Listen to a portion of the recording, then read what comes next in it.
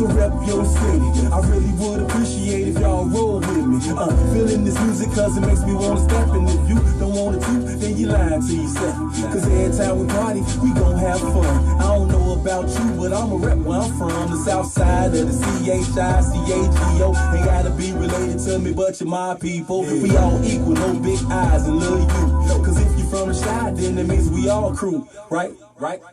I knew you would agree, like my man Black Ice and big homie JLB. Shout out to Spree for blessing me with this track. So just put it on loop, rewind and play it back. I made this for you cause Chi-Town is my home. Cause this is your joint, no lie, this your song, come on. Welcome to the RYC Live. If you feel good, put your hands up high. And if you rep the hood in the city of Chi, this is your joint right here, no lie. Welcome to the RYC Live. If you feel good, put your hands up high. And if you rep the hood in the city of the Chi, this is your joint right here, no lie. Play the red line like Solo, walk like DA, man like the General. Salute to all the DJs, throw this in your favorite, put this on replay. I'ma run it back, this a hip hop relay. Let's slow it down, move to a smooth pace. My flow straight, might end up in your place, in your space, spitting bars in your face. I don't waste no time, I'm getting paid. I'm the only one that can stop my flow. I show up every day cause it's all I know. I create, I produce, yeah, I put on a show. What's your name? Mugshot, player, there you go. Like Nate and Luda, I got area codes. I'm in and out of state doing music for dough. While y'all fake working in the area, yo, I'm screaming Chi-Town until they bury me, bro. Come on, welcome to the RYC Live. If you feel good, put your hands up high. And if you rep the hood in the city of Chi, this is your joint right here, no lie. Welcome, everyone, to the RYC Live Show this evening. My name is Artistic. I'm your co-host for tonight. And, of course, we got my man, Mr. RYC Live himself behind the decks. What's up, people? Thanks for tuning in. And as always, sharing is caring. You could have been anywhere in the world, but you chose to be right here with us, and we love you. We love you. Thank you. So, as you all can see, we have a special guest once again. Another family member in the house. Representing Chicago all the way 360, Mr. Taigo Onez. All right. Word up. Welcome. So what's been going on, man? Man, so much. Yes. And, 2019 was a really interesting year. Yes. Really Yes. But you got all this stuff laid out in front of me, man. I'm just like, oh wow. So we're gonna try to make this special in the time that we have left here tonight. Right. But let's start off for those who don't know who you are. Give them a little quick summary. All right. My name is Taigo Onez. I am former vice president of the RYC Nation. Chicago native, born and bred. Former host of the Essence Radio Show, WHPK, label owner of Bangladesh Recordings, general manager of Cubase FM out of Eaststein, Germany. Nice. So, Taigo, let's get right into this, man, and kind of lay it down as smoothly as we possibly can. Right. But let's focus on the music tonight. Mm-hmm. Obviously, we know Chicago has had its place in the market for hip hop and for house, and just music and the creative side of things in general. But from your perspective, let's go back to kind of like the foundation for you in regard to music. When I started into music, well, it was like I didn't have to go looking for it. It was like it was born in me, and it literally guided me to everywhere I was supposed to be. And then I was a b-boy first, straight out the gate, and really just like popping in the crib, and I'm talking like maybe 82, 83, and then West Street Mob, nice, and then Kraftwerk and and then the Art of Noise, of course, and then a lot of the older cats in my neighborhood and on the block recognized me. I was like, you know, you should come break with us. You know, and it was in essence, literally, it was T-Bag. Okay. And my other big brother, Eric Newsom. Eric stayed in my building. T-Bag lived around the corner. But they brought me to there was an organization called Liberation Through Self-Help, and we used to get down and at St. Benedict the African Catholic school, but back then it was called St. Bernard. Okay. Catholic school was on Stewart and Inglewood, and we used to do shows and stuff up in there, and then over time I got into writing. You know, I started getting up in the graph game, and then we left Inglewood, and then we left Inglewood, we moved to Roseland, and this was like I want to say 84, and then I was just like bombarded with just, you know, DJ culture, just like bam bam, like we had it in Inglewood. Okay. And then because DJ Derek Patrick was the first DJ that I had ever seen, and my Uncle Pluck was real instrumental in live instrumentation in my life. But when we got to Roseland, it was just like everybody was a DJ around me. All my uncles were DJs, the homies around the block, they all spun. And at the time, house didn't have a name. Okay. It was really just DJ culture, club culture, and there was a lot of music meshed in together. Like a lot of the stuff we used to hear on BMX, you might get, you know, a Globe and Whiz Kid joint in there, or you might get Hashim, or you might get quite a bit of hip hop thrown in with the music back then, and it was just like, okay, like this is all encompassing, you know, what I did. And then I think it kind of set in stone, and I didn't take to DJing immediately right away. Gotcha. You know, I was beatboxing for a rap group when we left Banneker, when I left Banneker and then transferred into Cone on 104th and State. I had joined this rap group called the Renegade Rappers, and it was, in essence, it was me, my homeboy Adi Scott, and my homeboy Dwan Thomas. Gotcha. And then we just would rock it out. And then Torrance Taylor was supposed to be our manager at one point, and then we just never got anything to come into fruition. Okay. Like we all had our T-shirts and our hoodies, and we go on field trips, and we all representing, and we battle cats. You know, we go to people's schools and battle, and just young cats in hip hop, and it was healthy. Right. You know, and we were picking up WHPK way out in the 100s. Yeah, so it made for a real learning experience. Yeah. Right. Yes, it did. Right. So how did these two genres, may ask you, for you personally, genres of music play a role in your life with hip hop and house coming up out of Chicago? For a long time, I had to suppress, you know, that I dug house, but how it merged into my life and manifested itself real strongly in my life is Larry Heard is my uncle. And then so right now he's, well, not just right now, but for a long time he's always been one of the godfathers of house music. And then I would get, you know, vinyl from him. So he'd go out of town and he'd come back, or he'd press something up and he'd hand it to me, or just in watching him spin, you know, at home, and it would be a plethora of everything, you know, that he would play. And then it took me to learn like how disco played a factor. Yeah. You know, and then you know how disco played a factor in hip hop. You know, with all the stuff from Chic and you know, TSOB back in the day, the Sound of Philadelphia, and the whole Love Is the Message deal, all the old school jams that play out in the park.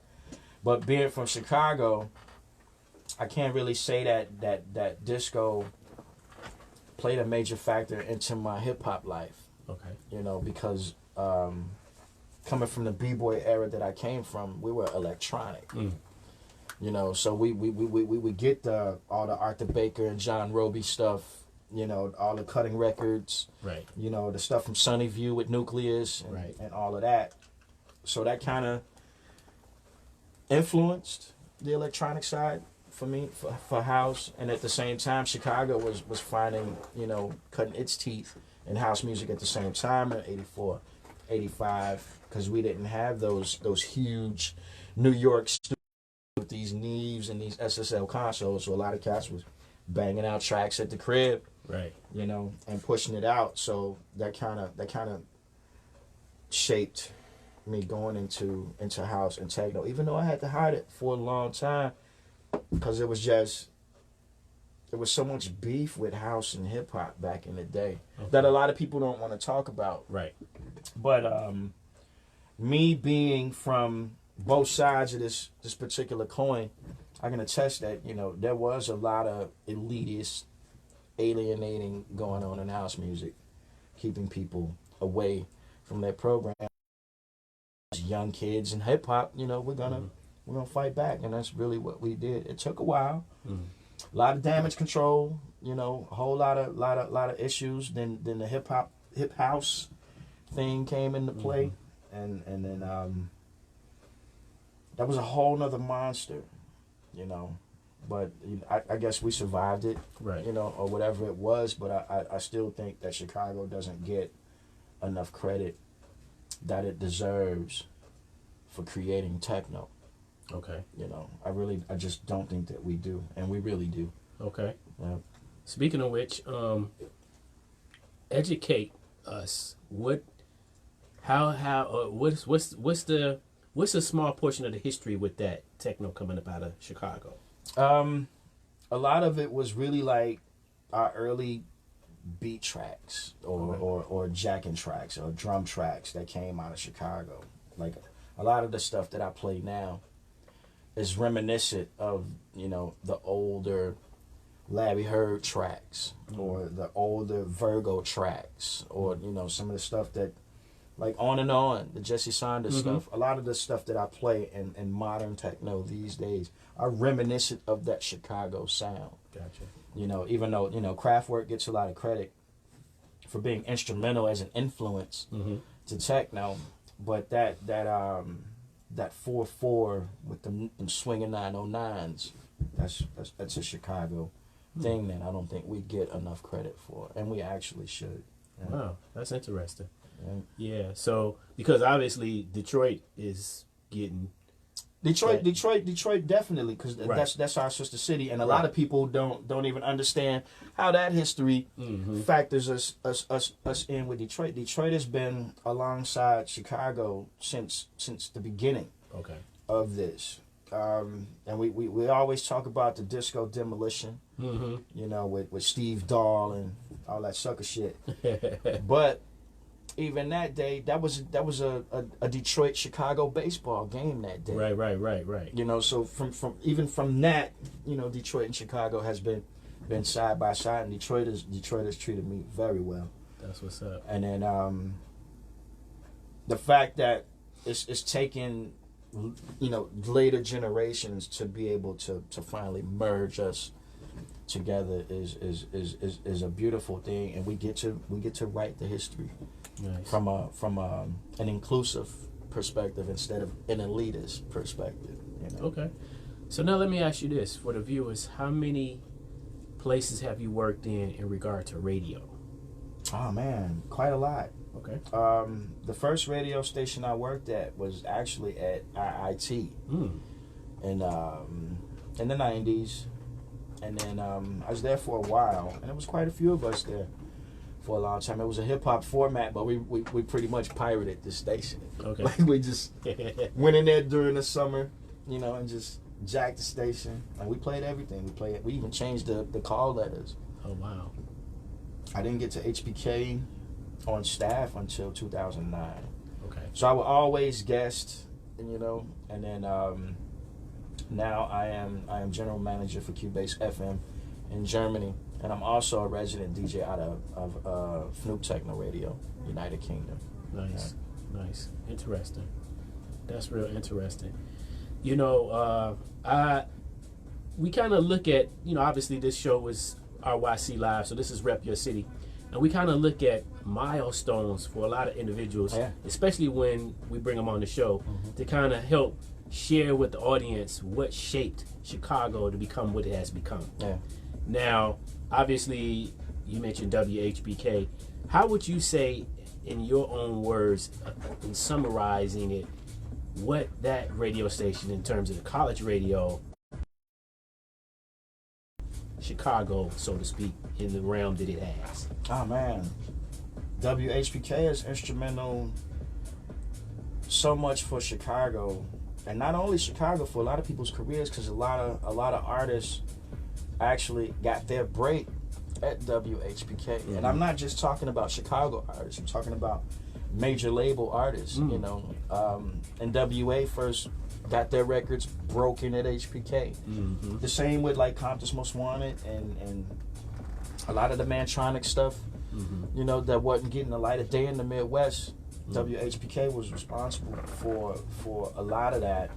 And a lot of those times, man, you know, you just couldn't get another radio station that was going to bring in the quality content that KL and JP were doing. Because you remember they used to take those trips out of town for the holidays and come back, and they'd have new joints to play. And I remember one record that became a staple at WHBK, and it was the Il Chief Rockers. I got a rock and I will hit you with. Oh yeah. A lot of people were thinking like, you know, who is this LL joint? And it really wasn't even LL. It was a record out of Wisconsin. Okay. You know, Strickland and King Crab, and that was '86. What was the flip? Jealous? I think so. Or something like that. Yeah. On the flip. Wow. Me and IC were talking about that. Rest in peace. And he was like, dude, I know a guy, man, that got a bunch of these, man, shrink wrapped in the closet. I'm like, what? He was like, yeah. I'm like, you got to plug me up with him.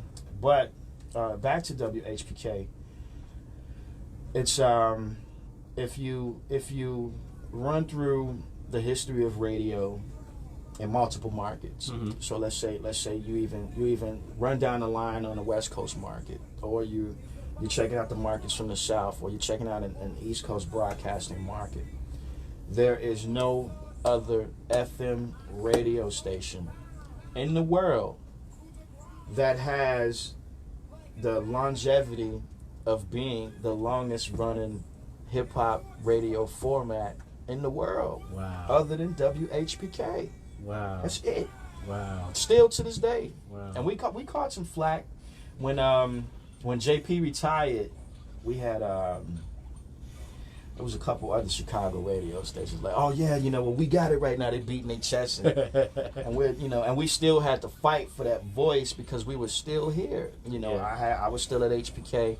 Racing Bones was still there. Yeah. Taiwan was still there. Right. You know, Buddy Finch was still there. Pugs and K-Max were still doing Wednesdays. Nice. You know, so so it's still to this day, and it is still the longest running hip hop radio format in the country. You know that in the world. That brings to mind. Here's a photo of one of our legendary DJs. JP Chill. Yes, sir. So, Taigo, can you talk to the viewers a little bit about what he means to Chicago hip hop in terms of his connection with WHBK? JP is instrumental in letting a lot of Chicago artists come in and get music played when we couldn't go to any other radio station. You know, we might be able to go to WKKC, you know, and get lucky, you know, with a few of our homeboys there, and then but going to a commercial radio station to get anything played is not gonna happen. Yeah. So JP was and he let you know if you were whack. Oh wow! You know, back in the day, a lot of people, you know, thought that they might have been taking his kindness for weakness. Right. JP would be like, I'm not gonna play this one. I like this one, but I ain't gonna play that one. But he would literally play a lot of our records, and he built relationships with a lot of us as artists. Right. You know, for a long time. And that Mantronics back that bumper. Yeah. That's one of your favorite groups, too, ain't it, Taigo? Man, you know, I am a Mantronics fan for life, dude. For life. Absolutely. Yeah. Now here's another DJ, well, actually two. Let's talk a little bit about their contribution. Specifically, let's start with Chili Q here. Chili Q is he's probably one of the underrated cats in radio, with a story that a lot of people don't know. Gotcha. You know, and this is just in chopping it up with him, you know, over time, because I had always been a radio fan, because I've always wanted to be in radio, so I had always been a fan of Chili Q. Nice. You know, and how he introduced and a lot of records that he broke, but one of the stories, and this is definitely a true story. NWA had never played outside of a California market. So Chili Q was the first to bring them here, and this was when they weren't even on first priority at the time. I think Ruthless Records was being distributed by Mike Ola. Okay. Back then, so Chili Q was the first cat to bring NWA to Chicago, and they weren't even old enough to go into the club. Wow. You know. Wow. That's crazy. I saw the contract. That's definitely a true story. But to have him alongside Mario is just that's history right there. Yeah, definitely. So we talk about Mario too, right? Yeah, Okay. definitely. You know. So Mario Gage, all right, and a lot of people might not know. I met Mario Gage. I was on the air one night, and Mario came in with a crew of people, and it must have been a party on campus, because he went to the University of Chicago. Yeah. And he came up with the cats that did the 3 a.m. slot. Okay. Behind mine, which was New City, America. And then me and him chopped it up. He was like, man, I've been trying to get here for 6 years now. And I was like, really? He's like, yeah, I've been turning in playlists and such and such and such. And, and there was a couple other hip-hoppers in the room with us, that night. So we ran him up the ladder and see what he knew. And he had hip-hop books, like down to a book smart science about it. So I told him, like, okay, we'll come back in 2 weeks. Bring a crate of records with you. And he did. Right. So, and I didn't even tell him straight out the gate that he was hired. Right. I just waited for him to sit his crate down, and I thumbed through his crate, and it was probably one of the illest crates I had ever seen. Wow. Of raw, good condition, well maintained slabs of vinyl. Wow. And I didn't even tell him that he was hired right then and there. I let him play his first record, and then I was like, all right, man, you're on board. Wow. And then come to find out that Chili Q is pretty much his godfather. Wow. So it was bugged out, and his mom rhymed, and his dad and Chili Q were good friends. That's what's up. So it's like I'm literally connecting more history with itself, and its proper heirs, to carry it after us, man. That's the next dope. Generations. Yeah. Dope. And so it's so inspiring and encouraging to hear as you talk about and describe what's depicted in these photos, man. I mean, because again, it's all relative. For those that may know or may not know, it's just relative. And this was actually a good night. This was the night that we actually had the Legends of Chicago Hip Hop. Nice. Everybody was there. Jam D, nice. D.A. Smart, King the Rock, DLJ, Radio was there. Oh man, we even had DJ B-Boy Ron spinning that night. Nice. So, what year was that, Taigo? This was 2016, Jay. Yeah, it was around there, 2016. Yeah, okay. 2016, 2016, around there. Yeah, right. So not too long ago. Yeah. Not too long ago. JMD made that night happen. That's dope. Where all the legends popped up. Dope.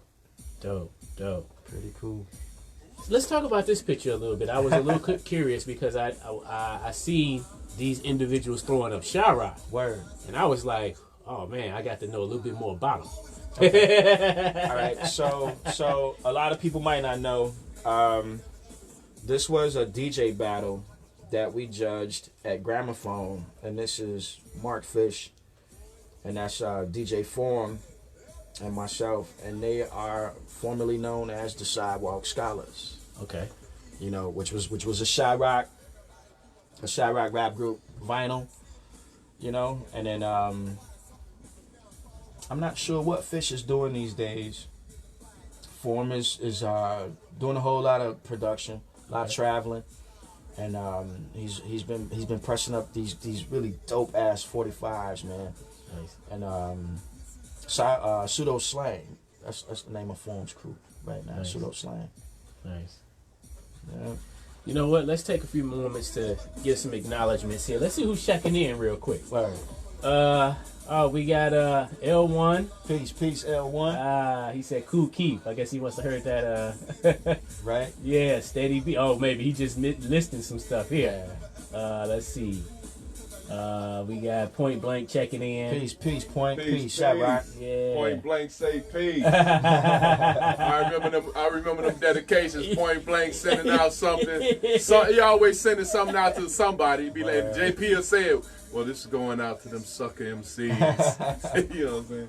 Okay. And Doc Illa, shouts out to Doc Illa. Illa stay tuning in right now. Nightmare Legends. Peace, Nightmare. Peace, Doc Illa. Let's see. Octagon, I see you, family. Peace. Yeah. Let's see. L1 says Keith cool out.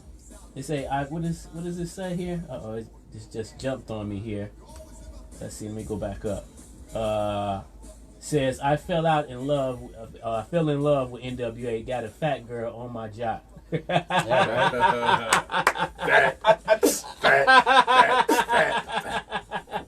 don't get enough props for that record.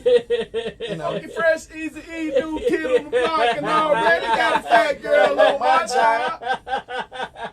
They don't get enough props for that record. People always tie NWA straight into some gangster shit. But they were hip hop. I think we all had a fat girl on our job once upon a time. Hey man, ain't nothing wrong with the big girls. Hey, ain't man. nothing wrong with it, man. Clean Kids, Alicia, she says, you're sharing such a rich history with us, Taigo, and I'm definitely getting educated. Peace.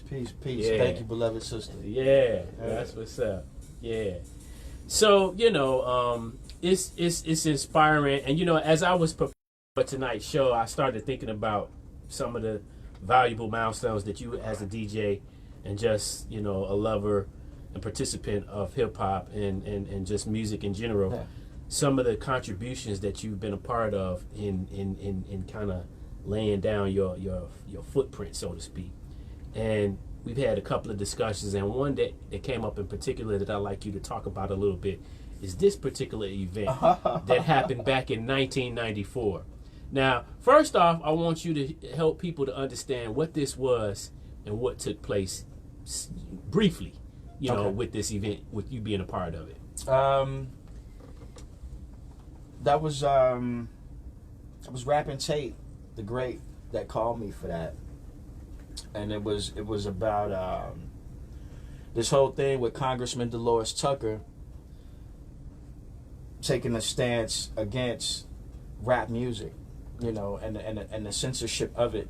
So we had should I go into great detail? Definitely. Yeah. So we were given an opportunity to put a discussion panel in for 2 parts of the day. So we had a daytime panel and we had an evening panel. And a lot of that I did work side by side with First Lady with that, and D Soul, and then and Pink House as well, rest in peace. And then what else came up from that actually was a lot of the knowledge and information that was put into Bomb the Suburbs. Oh, Upski was there grabbing a lot of information for his book at this particular event, because we had steps to leading up to it. Right. Where a lot of the hip hop community, we would come and we'd sit down and we'd build and debate and get everything in prep for this particular summit. And then the day summit was the Chicago artists. And I remember sitting on that panel was on our side of the table was me, IJ, Prodigy from Ill State, DA, and someone else, and then there was another I forget who, but somehow me and IJ would, IJ was like literally to the right of me, and somebody from Operation Push literally walked up to our table and just threw a wad of cash at us. Wow. And it landed right in front of me, so I just, thoughtless, broke up what I wanted, passed the rest of the money down. And you peeled it off a little bit. Man, I'm gonna peel off what I need. So the first cat that I hit in sequence, that was IJ next to me, man. And then we had the nighttime panel for that afterwards. And then I remember on that panel was Mary Datcher. Okay. Somebody representing Steve Neely's collective. George Daniels was there. Yes. And oh man, that was the night I put Hula on blast for stealing "Summertime." Oh. Yeah. Giving it to Jazzy Jeff from Fresh Prince. And then and I was real animate and just like, I'm not even gonna mention his name, but he stood up. Wow. And then we was gonna bum rush him, and it was literally fear and Cassius that stopped me. Okay. Because when I got to the bottom of that stage, somehow I levitated. I didn't even run. I didn't even jump. I just levitated floor up, and Cassius grabbed me. Wow. And then Hula ran down the stairs out the back. But that was a pretty good night. And then behind that, we all ended up going to Washington D.C. to Howard University for their cultural initiative. Okay. Which was another hip hop panel discussion based program that they had, but this shit was extra large. Like they had a whole paint circle outside and all these cats freestyling, and you were seeing like Tribe and nice. Janae and Arrested Development all walking around. And that was while we were in DC following this, was the first time that I had found out that Lord Finesse was a DJ. Wow. Because he battled at Howard right behind this, man. Nice. Yeah, this was a history, y'all. 1994. Yeah, right. What were you doing? Oh wow! I've never seen this. Man. Yeah, man. You know, I gotta have a nice little copy in the collection. I've never seen this. Don't question your I mean, look history, at the names on here, man. 7 Adam, 3 in the Chamber, Divine, Lyrical Tribe, Lyrics for Life, PKB, 10 Trey. Oh man, the Head Shrinkers. Ken Diesel, Bag People, Nova, Rapping Tape, Foul Mob, The Last Ghetto Poets. Wow. Cassius D, The Last Ghetto Poets. Yeah. Man. I wonder what's up with Brother Spade and Black these days, man. Peace to Ward, because he's part of The Last Ghetto Poets. Yes. Too. Yes. Yep. Hey, Mr. RYC Live, did you have any additional questions for Mr. Taigo Onez? Man, I mean, you normally have some pretty good questions, and some of them you just kind of like take out my mouth, man. So, I mean, all I can just say salute, brother, for the great questions, because you definitely know how to just pull them out, man. They're not your average question. I guess a question that I've started to ask many people is do you have any regrets as far as, being involved in hip hop, man? Do you have any? I don't have any regrets in being involved in hip hop. My regret is not putting my foot down in this techno shit back in the 80s or the 90s. Because at my skill set right now, and it might come off arrogant, but I put a lot of love out here, man. So I think I earned the right to say, man. I'd probably be one of the top elite cats in the world right now. Had I got started back when everybody else was lucky enough to get started. unfortunately, my home environment wasn't really conducive to me being creative, you know, full time like I wanted to be. So a lot of what I was trying to do, you know, had to take, you know, a seat to some street shit for a while. And then I would always, you know, try and gravitate back into my craft, into the business part of it. And then a lot of times it would just be like, you know, well, damn, you know, I got to start over again. And, but when you're good, you know, it's real easy to pick up where you leave off. And then when you surround yourself with like-minded people that really got great energy, you know, are creatives as well. Right. That don't harbor no toxic shit. You can get a whole lot accomplished, man. But I think dealing with a lot of motherfuckers with a temporary thought process, you know, and I think that's what when people lack vision, they don't see beyond a certain point. That temporary thing can fuck up a whole lot of shit. Yeah. So it's like at the same time you wanna try and instill this integrity, you know, into a campaign and get the people that you know could earn something from it.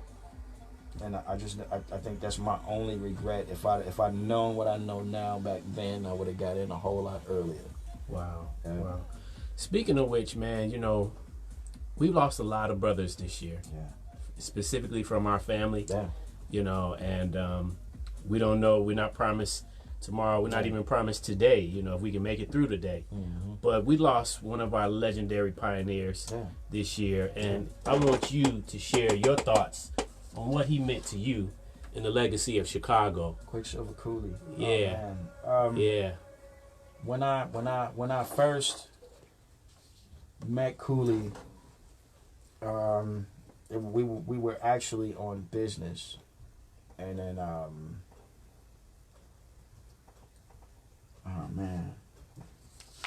we were actually on business, and then they were doing the Cabrini Joe street sweeper campaign, and it was a cassette, and Rick had actually come by the crib, and Rick was the guy that owned the label that Cooley was on. And he was driving this badass white Corvette, man, convertible with this real crazy alarm. And Rick gave me the cassette, and then I bumped into Cooley later on at the Airy Crown, and it was the Bread, Beans, and Rice tour. Okay. Hell of a lineup too, man, because it was Quicksilver Cooley and Black AG, and then it was K Solo. All of BDP, Miss Melody, KRS-One, that was dope. D Nice, remember that? I remember that. X Clan was on that lineup too. Nice. Yeah. You know what I mean? Yeah. Real to Real was on there. Okay. Yeah. You know, and then was PhD on that?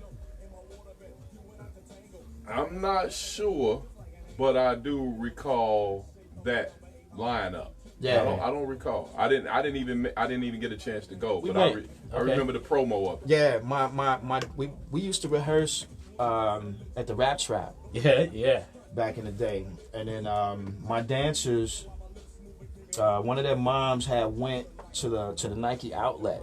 Okay. So I guess she was trying to get either Seth or Davi some sneakers. So she comes back to the Rap Trap because I used to be signed to Outlaw Productions. Right. She comes back to the Rap Trap and she tells us the story how this dude was flirting with her at the Nike outlet. Okay. You know, so she was like, well, you know, he's this road manager for this one group. And we're like, and she's like, you know, I'm telling him my son dances for a rapper and woo up the band. And then she was like, well, he's a manager for BDP. So we got passes. Let's all go. And, you know, the Rap Trap, if you know what Airy Crown Theater is, that's walking distance. Right. You know, so we went there and Cooley and Black AG had performed that day, and then Black AG he had this laminate, this headshot, and it's just him in this tweed jacket, flat top, and then he was like, man, so what you think? I was like, it was dope. Right. You know, and that was like the first time me and Cooley had like, you know, chopped it up. And then we kind of got separated mid conversation because at the same time this was the Airy Crown event. was the event where Wise Intelligence said there weren't no 5%ers in Chicago. Yeah, I remember you telling me about that. So I went upstairs and got Fear. Yeah. And brought Fear. And Fear was in full regalia. Yeah. You know, he had the universal flag on and his hat and his boots. You know. Yeah. And then I bumped back into Cooley later on.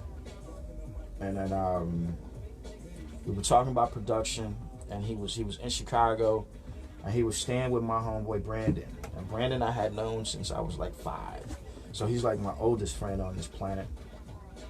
And then me and Cooley we would chop it up a lot. And then me and Jam D had started doing events. Me, Jam D, and Kingdom on 69th, and Cooley would come out, you know, while he was in Chicago. And then this particular picture right here, though, I don't know if anybody noticed or not. This was the night that he interviewed with me. Okay. And Cooley hadn't done a radio interview in over 20 years. Wow. But came that particular night, and then we did talk about it, and he did bring the stuff that he was doing with RBX, and then some of the other stuff with Cabrini Joe, and then, a lot of discussion about a lot of the film that he was shooting, and then finally, you know, a little bit after that, we started getting a little bit tighter, and him and Black AG and Shout ended up coming by the house. And he just laced me, man, with all these records. And then he gave me the No Type of Drug Dealer. And that sleeve was, at the time, I think it might have been going for like $300. You know, he was like, man, you know, that's a rare piece right there. You know, and he gave me some shrink wrapped, still wrapped up pieces of Hocus Pocus with the joint that he did for Twista's first album. And then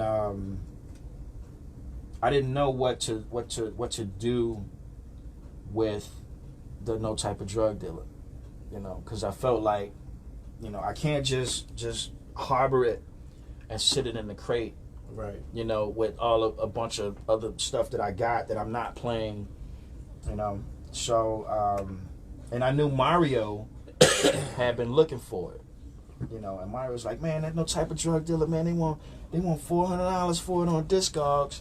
So I was playing an event in Hyde Park, and I just called Mario. I was like, hey, man, meet me in Hyde Park, and I gave it to him. Wow.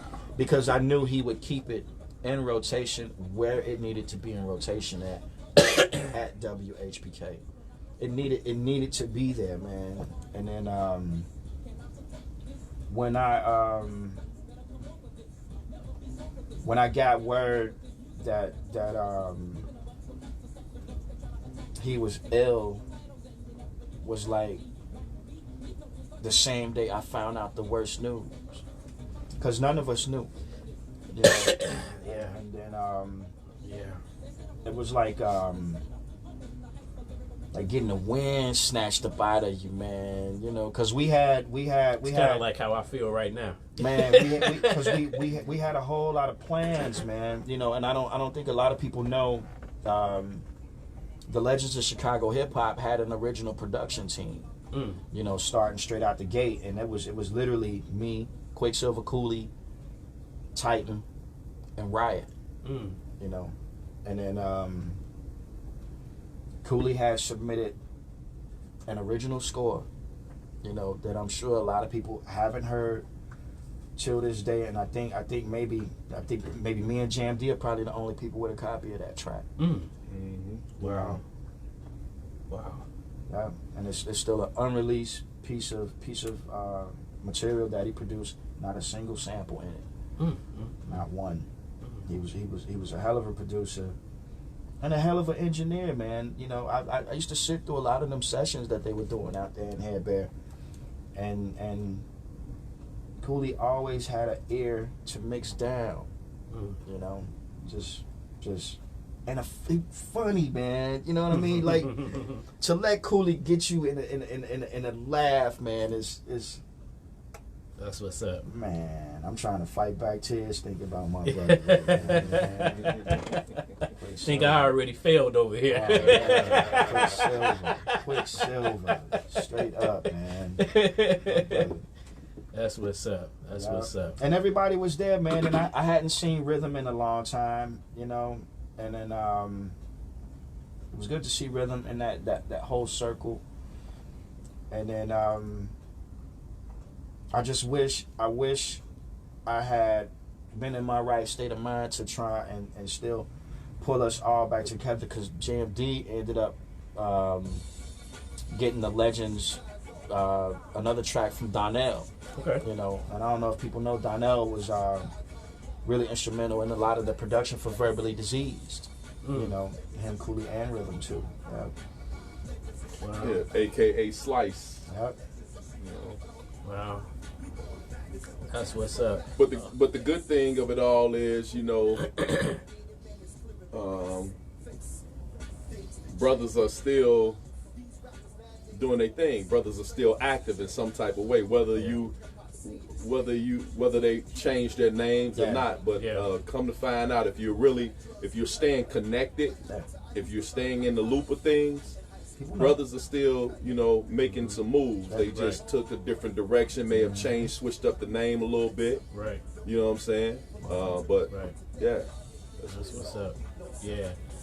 Shouts out to the Legends of Chicago Yeah. Hip Hop, my family. Chicago. Legends of Chicago Hip Hop, man. You know, we've been doing things, man, for years. And when we say the legends, we're talking about the brothers that's in front of the camera right now. We're talking about Legend of Chicago Hip Hop, Taigo Onez, and Legend of Chicago Hip Hop Artistic, and Legend of Chicago Hip Hop DLJ, aka L1, and Nightmare, and Cooley. You know what I'm saying?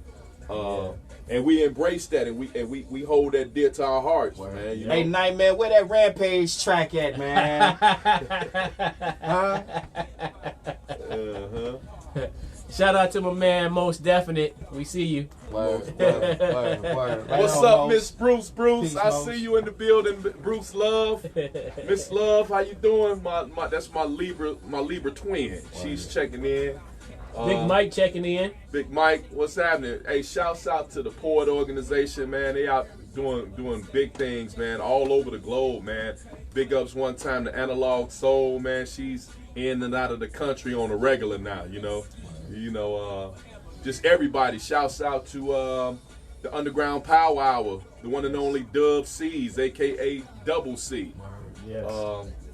Man, so everybody's out here doing their thing, man, and because of the fact that we didn't have the technology that's here today, you know, we were very limited to what we did, and we hustled, man. I mean, a lot of cats got it easy, man. We were really doing a lot of hard grind work, guerrilla, what they call it, guerrilla marketing or grind work, man.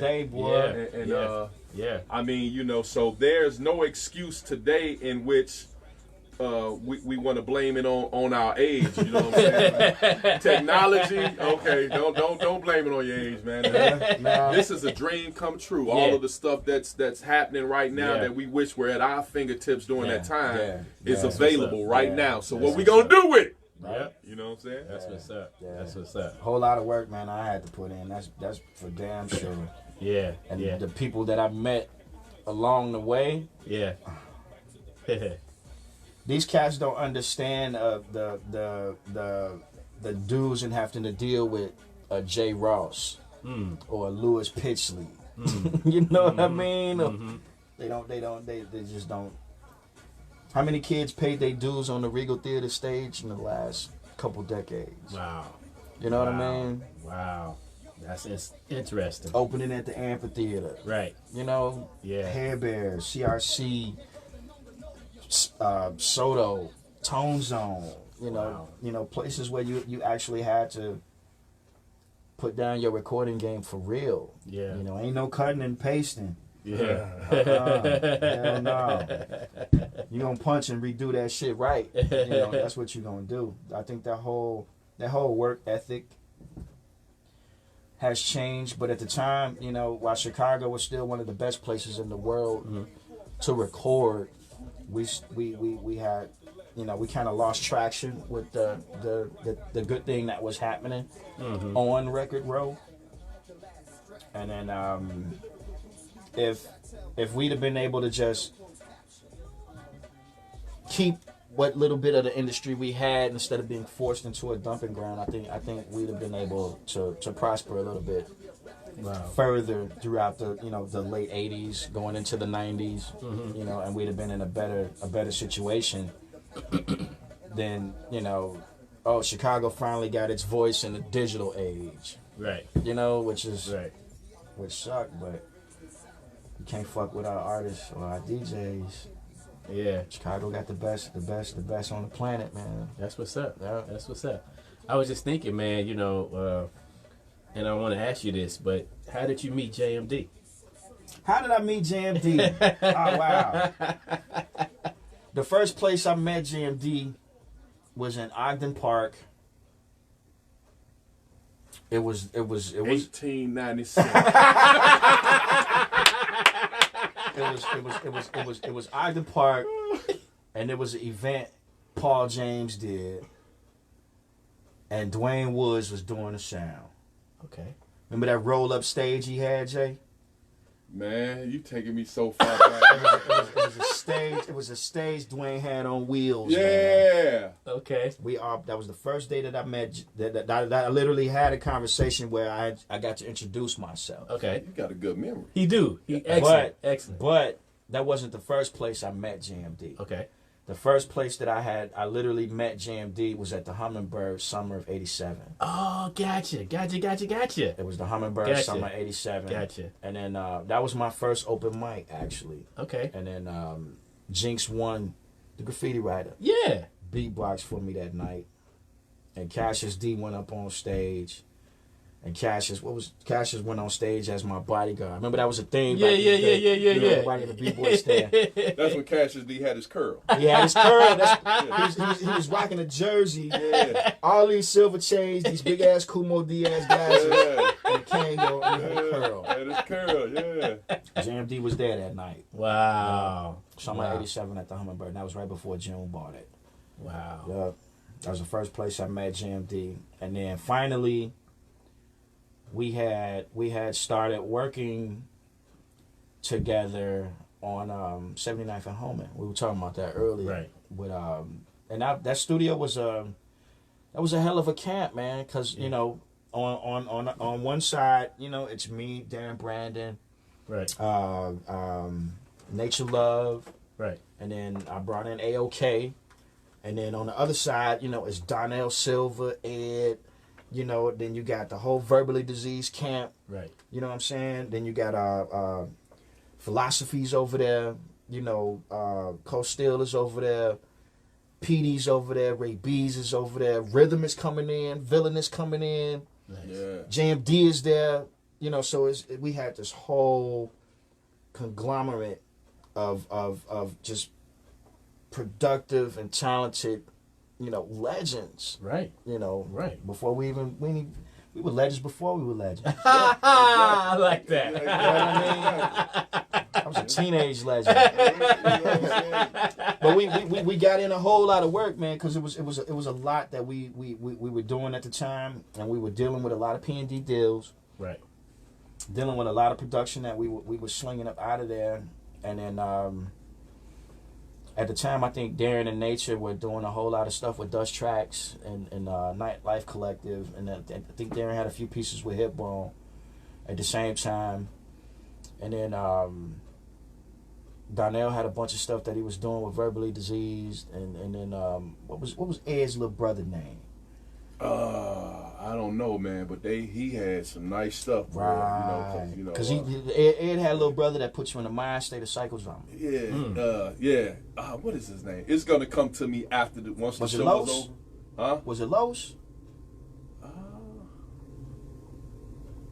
Carlos, yeah. His name was Carlos. Carlos. It was Carlos. Yeah. So yeah, we called him Los. Yeah. Carlos. Yeah. And we also had Lost and Found. Yeah. Lost and Found. We had he went by the name of Rockwell.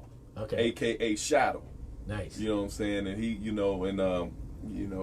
was trying to form Lost and Found Records as a group where it was Verbally Diseased and Villain, and all of us was, he was trying to lock us in as one unit. Yeah. Right. And it was I I had an album right here, the unreleased album. I have it right here, bro. Wow. So Rico gave me the shouts out to Rico too. Yeah. Rico gave me the Verbally Diseased catalog, and a lot of people don't know my family connection to Verbally Diseased, man. Like and Rico being the cat Khalif that run it.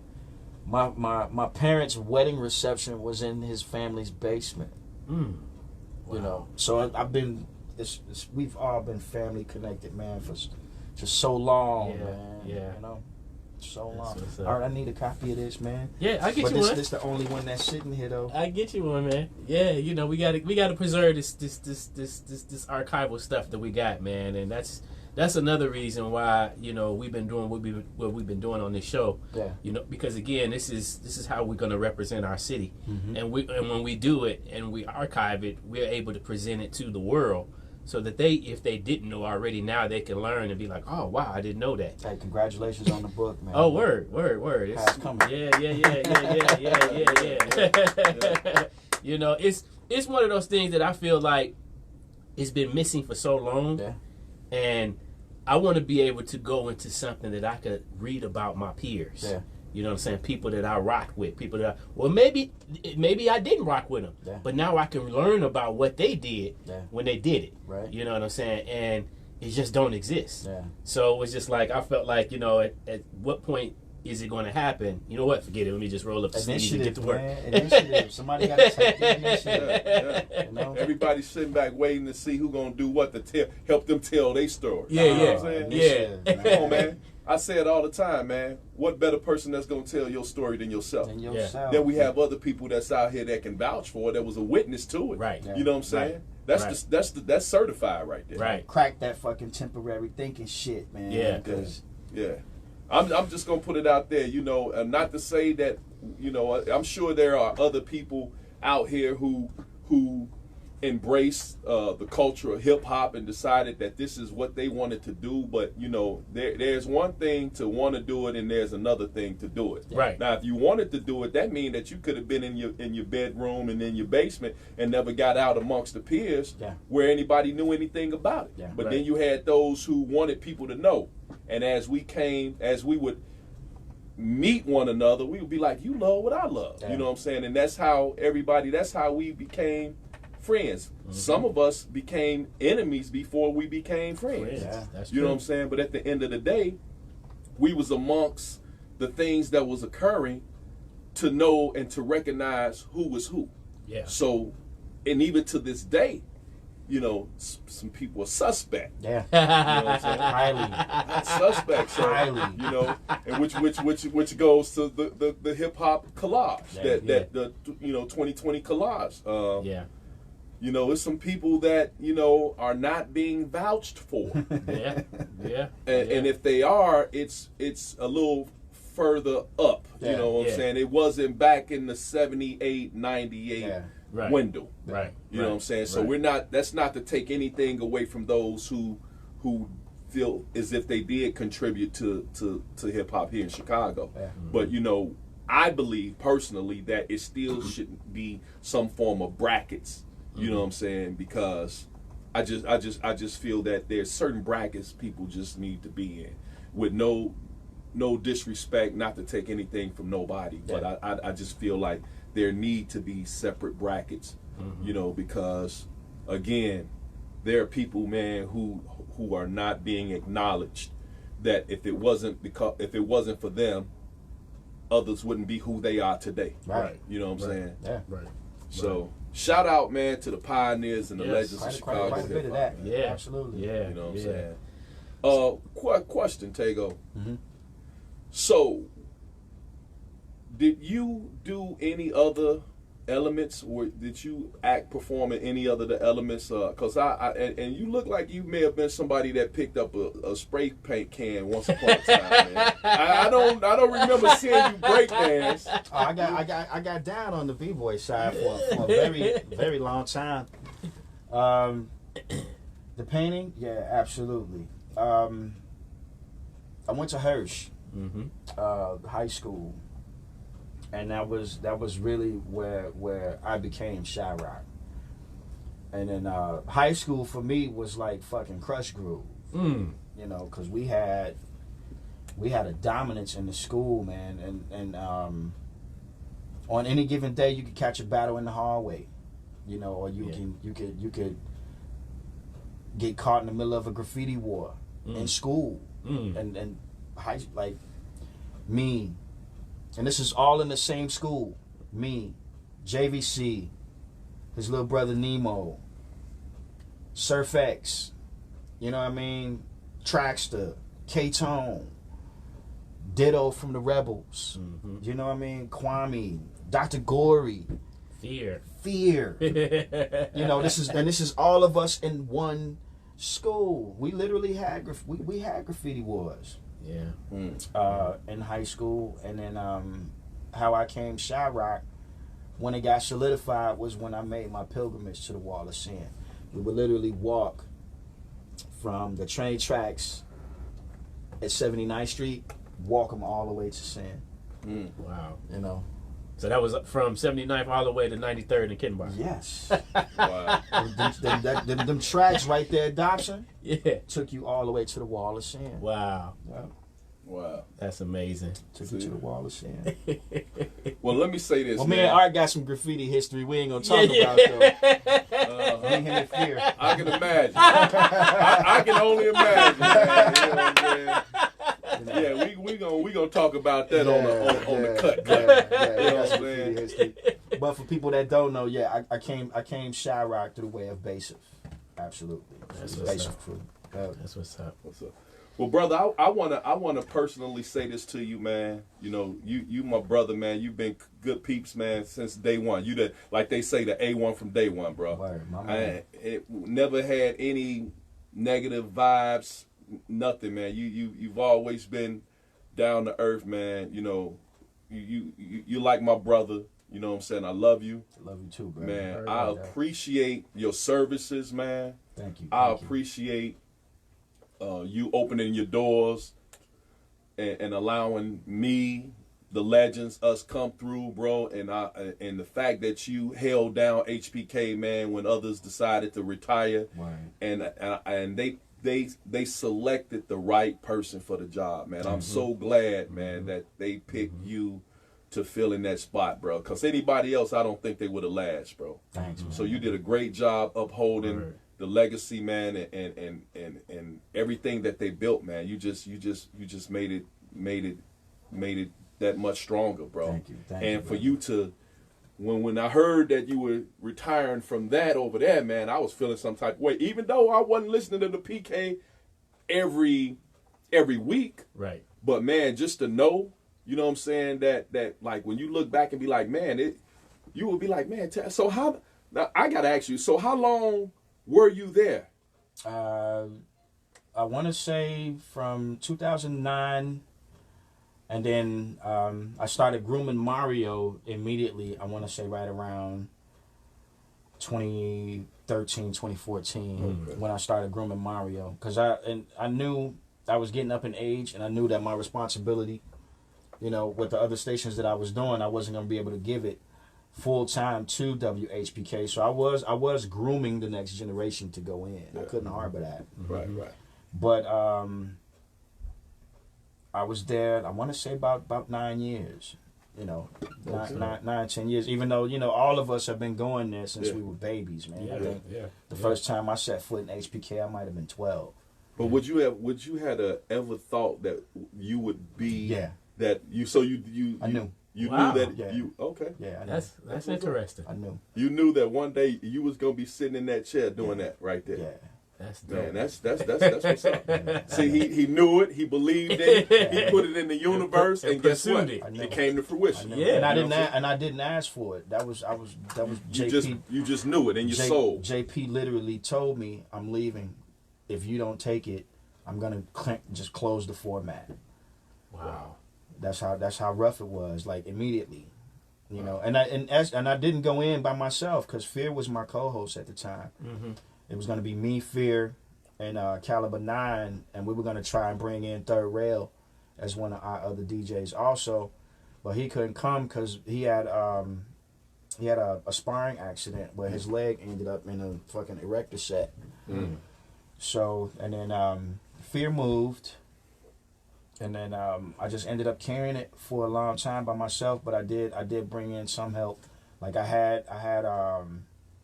had C's with me, you know, for a long time. I had Pac-Man on every so often, and then I had Rondell Adams, who's also a Bangladesh artist.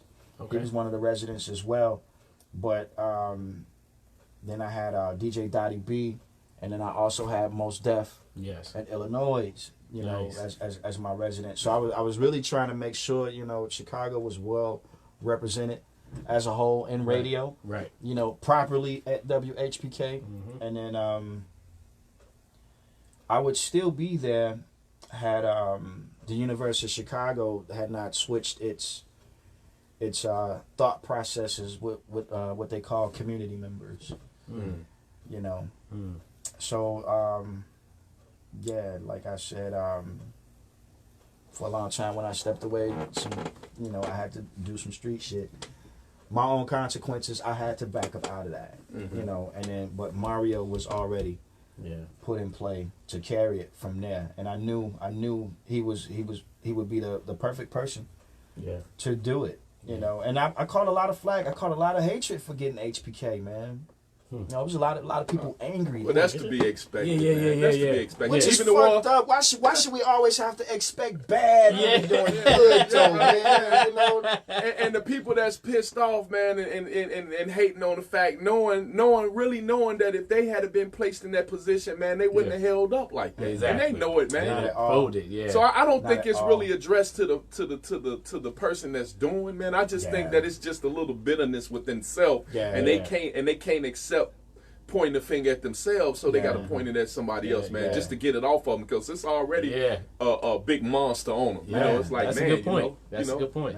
So I'm gonna point. I know I'm jacked up, but I can't do this to me right now. I'm already beating myself up, man. So I gotta hate on Taigo. You know what I'm saying? He know it ain't real hate. I'm just getting this off of me, man. Oh, brother, nah, I bumped into a whole lot of obstacles, man. And then but I never had any issues with the FCC. I never had a problem finding content, and then I was getting a lot of mail coming in too, man. I get a lot of great product, a lot of, you know, good music from everywhere, from the Netherlands, from New York, from California, from Africa. You know, I would get great content, and a lot of the times I would get great interviews also. And this is where I say rest in peace to my man Solomon August, because he literally brought me Skyzoo and Torre, you know, while they were in town. And then also I had Head Crack and the Bodega Brothers, you know, him, Travi, and Keynote, and they did the theme song, you know, for the opening show. And then we did Titan brought us Fruquan. Okay. You know, so you know we've had some great runs, and we've also had some fantastic DJs. That's what's up. When we had, you know, Chicago Turntablist Authority, you know, with Caleb and Toltec and RTST, those were like the dopest nights, man. You know, because Caleb Ambidextrix would just play straight up breaks, you know, the whole night, and then he ended up becoming regional DMC champion, man. And so did Toltec, and so did RTST. For sure. So we had a and I don't mean to cut you, but the other interesting thing about the legacy of WHBK is that it's still going. It's still going. It's still going. It is still the longest running hip hop radio format in the world. Ain't that something? And it's here in Chicago. Yeah, right here in Chicago. Yeah. Why do you know? This let me just say this real quick. Do you know how hard it was for me to get motherfuckers to send me their music? Wow. Because it's me. Wow.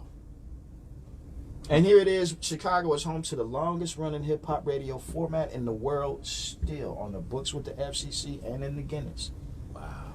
Why isn't anybody breaking their necks to take this shit up there? Right. You know, and you got guys that are still there. Yeah. You know, Jamar is still the format chief for the hip hop. People need to be hitting up, Jamar Jones, Jammer Jones. They need to be hitting them up. Mario Gage is still there.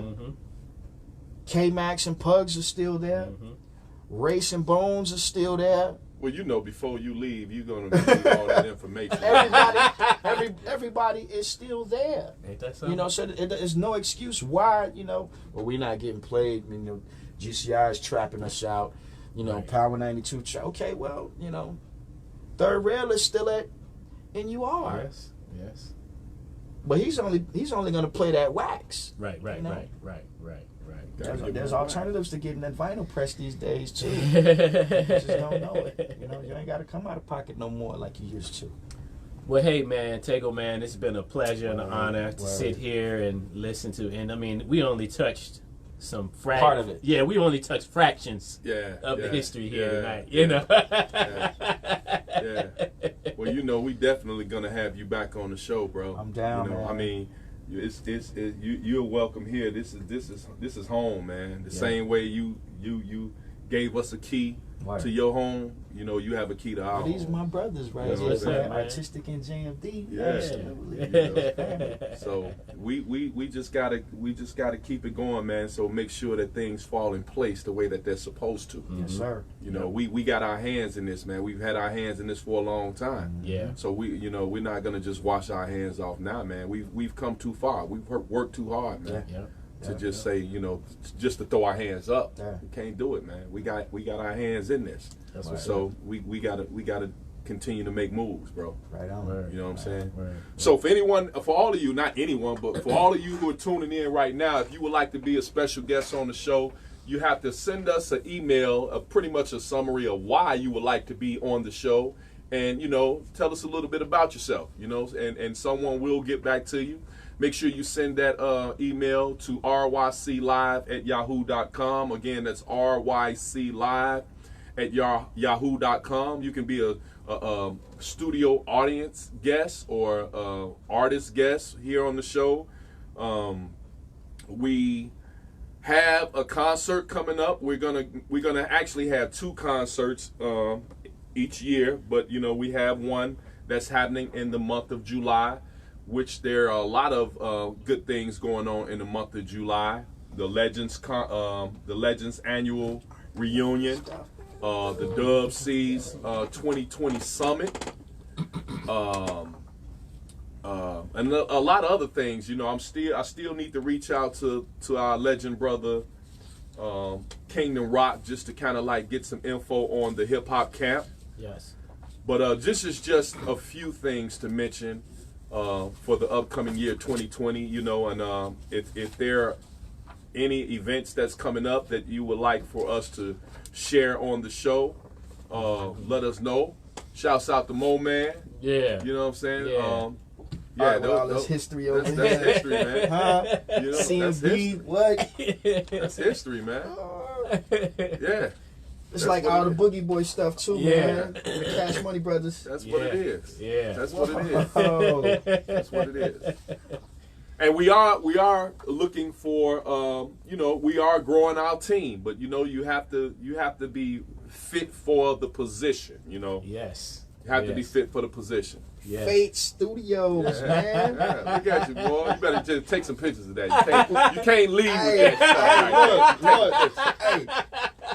If somebody know where Nizzo at, have him hit me, because Nizzo was a straight up true in my book, man. Yes, sir. Final attempt to escape. That's what it meant, man. That's what's up. Check it out. L1 DLJ has a video shoot this Sunday. Okay. And he was I see where he was inviting you two and others, I'm sure, to come on out to the shoot this Sunday.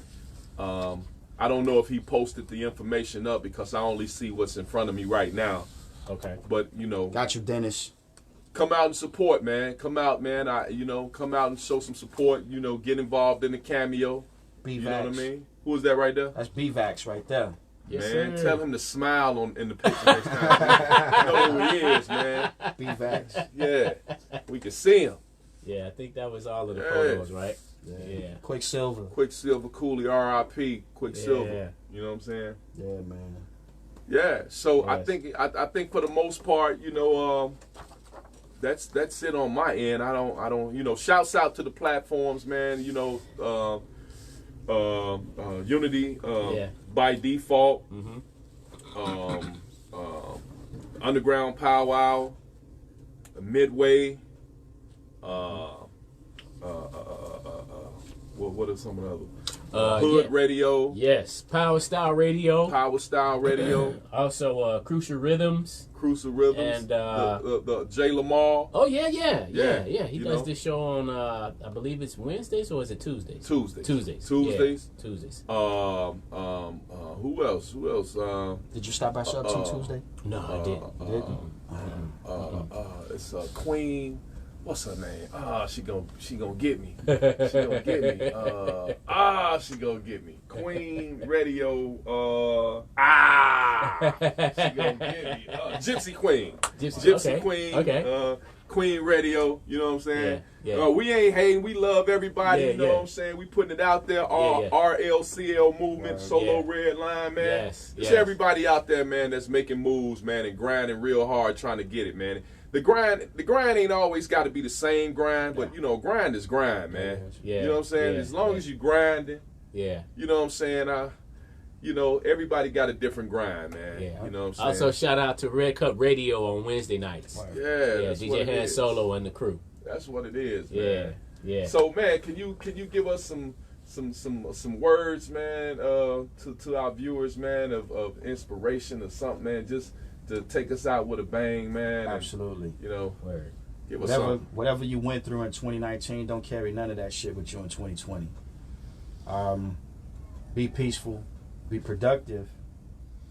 Recognize when you're going through something, not to project any negativity anywhere else. And if we can all do that, we can all make this place a better place for everybody. That's what's up. That's what's up. One time, once again, Taigo Onez. Yes, sir. Yes, sir. Chirac in the house. All right. Good show. That's what's up. Yeah, man. Actually, you know what? Take this one. I got another one. Yeah. Yeah, man. I got my name spelled wrong in here. Yeah, I seen that. I was like, okay. Taigo the belligerent. It's time for us to go live, so rep your city. I really would appreciate if y'all roll with me. Feeling this music cause it makes me want to step in. If you don't want to do it, then you lying to yourself. Cause every time we party, we gon' have fun. I don't know about you, but I'm a rep where I'm from. The south side of the CHI-CAGO. Ain't gotta be related to me, but you're my people. We all equal, no big eyes and little you. Cause if you from the side, then it means we all crew. Right? I knew you would agree, like my man Black Ice and big homie JMB. Shout out to Spring for blessing me with this track. So just put it on loop, rewind and play it back. I made this for you cause Chi-Town is my home. Cause this is your joint, no lie, this your song. Come on. Welcome to the RYC Live. If you feel good, put your hands up high. And if you rep the hood in the city of Chi, this is your joint right here. No lie. Welcome to the RYC Live. If you feel good, put your hands up high. And if you rep the hood in the city of Chi, this is your joint right here. No lie. Play the red line like Solo, walk like PA, command like the General. Salute to all the DJs. Throw this in your face, put this on replay. I'ma run it back, just a hip hop relay. Let's slow it down, move to a smooth pace. My flow straight, my end up in your place, in your space, spitting bars in your face. I don't waste no time, I'm getting paid. I'm the only one that can stop my flow. I show up every day cause it's all I know. I create, I produce, I put on a show. What's your name? Mugshot player, there you go. Like Nate and Luda, I got area codes. I'm in and out of state doing music for dough. While y'all fake working in the area, yo, I'm screaming Chi-Town until they bury me, bro. Come on, welcome to the RYC Live.